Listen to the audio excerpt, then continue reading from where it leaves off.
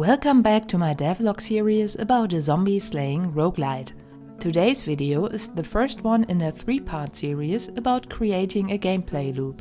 I'll show you the finished inventory system and what else I added to the first block of the level.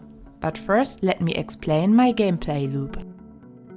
You'll start a run through a part of the city with choosing your loadout. Then you jump right into the action and loot everything you find while fighting or avoiding the zombies. If you reach the exit of the level, you get back to your camp. There, you can use the loot to improve the camp, craft items or go for another supply run in the city. That's it for the concept.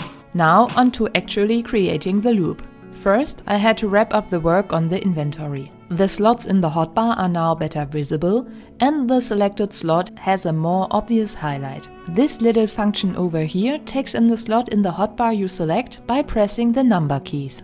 Next to the hotbar, you also have a backpack for your inventory. I reworked the sprite a little by taking out the lower part and shrinking it. As for the functionality, if your hotbar is full, the loot is added to your backpack. And of course, you can switch items around as much as you want. For the items, the script we use to create them currently takes these variables. We of course have a name and a sprite for the inventory, but the system also needs to know if the item is stackable. Loot like plastic is stackable, our machete isn't. To be able to check if the item is, for example, a weapon or consumable, we select from a pool of enums. And for the weapon handling, it is also important to know if it is a ranged or a melee weapon. There'll probably be added more variables in the future, but working with scriptable object components makes that very easy. After some bug fixing, the second type of loot was added: wood. To have a proper place where the player can gather the loot, I added grass and some bushes to the lower half of the map.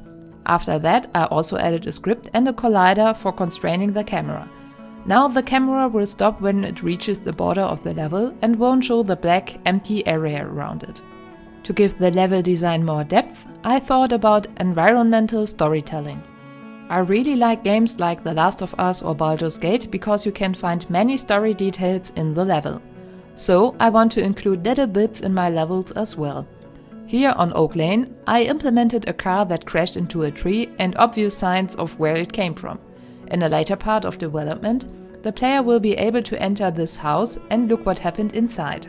For now, all that was left to do was cleaning up some bugs and Marie Kondo the folders in the project.